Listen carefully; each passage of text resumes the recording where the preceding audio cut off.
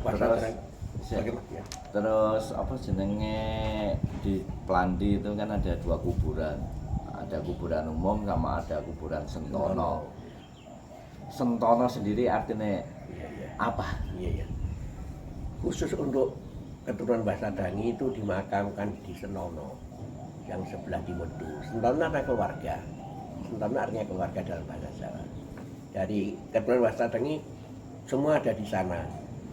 Kecuali mereka yang kawin dengan di luar keluarga Mbah Sadangi karena mertuanya dikuburkan di sebelah barat makam umum, mereka minta jalan juga ada.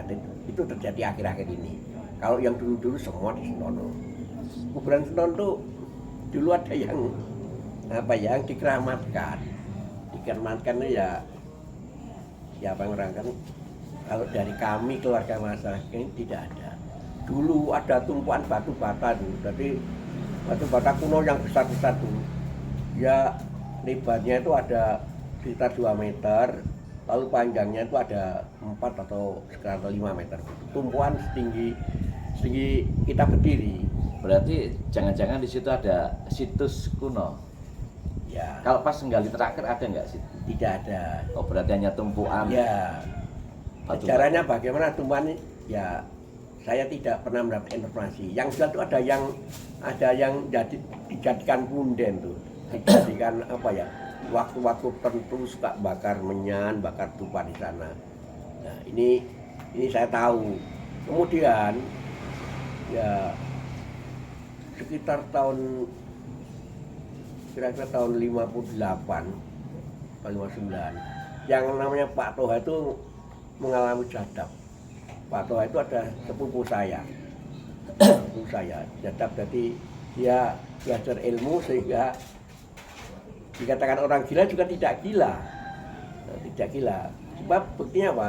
Dia waktu jadi tukang kebun SD Plandi. Karena perbuatannya yang banyak nyeleneh itu diperintahkan oleh kepala sekolah Bulastri namanya Kaliwungu. Periksa ke rumah sakit. Ya. Nah, rumah sakit belum seperti sekarang ini dokter-dokternya. Ya dinyatakan bahwa Pak Toha itu tidak gila. Pak Toha itu ngelakoni lah kalau orang Jawa bilang ilmu. Iya, Ilmu. ngelakoni. Dengan yang diilmuin apa kira-kira? Ya, ilmu kebatian yang disebutkan dengan ketauhidan. Jadi dia tidak mau, benci sekali dengan yang berbau syirik. Seperti tadi. Makanya terakhir Pak De Toha itu masih Pak De saya. Jadi terakhir waktu sepuh dipanggil Yai Toha. Oh iya betul. Iya. Karena beliau itu termasuk ada poros langit, beliau itu. Oh iya. Seingat saya kiainya ya, poros langit. Termasuk poros langit betul. Itu. Nah, Yai Toha itu tidak suka dengan berbisik. Mesti dimanapun dibongkar. Termasuk saya dengar itu di Ngondi di kuburan juga diobrak-abrik. Batu-bata yang di kuburan Sentono itu habis semua. Dibuangin entah kemana, digonceng pakai sepeda ontel itu. Berarti tahun sekitar sebelum antara 58 sampai 60-an. Ya, sekitar itu ya itu. Dibuang semua. Dibuang, tidak ada. Jadi sekarang jadi rata. Itu punden itu orang menyebutnya apa itu? Ya ada nyebut Mbah Corogo begitu, tapi dari keluarga Mbah Sadangi tidak ada itu, tidak ada Mbah Corogo itu siapa, tidak kenal.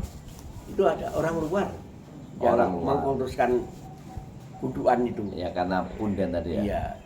Lagi. Selanjutnya ini sudah di atas sekitar 70-an lebih, tahun 70 lebih. Saya masih ingat, waktu saya kecil kan suka main-main di kuburan itu bersama teman-teman. Di situ ada 2 pohon besar, yang satu pohon sentul sebelah utara agak ke timur, yang di tengah-tengah ada pohon kesemek.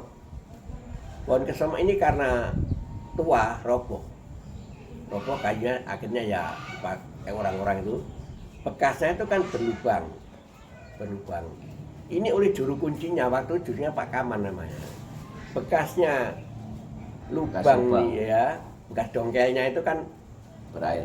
Enggak sampai berair, cuma ya tidak rata. Nah itu dikatakan oleh Pak Kawan ini adalah sumur windu. Ya dari mana dia masuk sumur windu saya juga tidak tahu.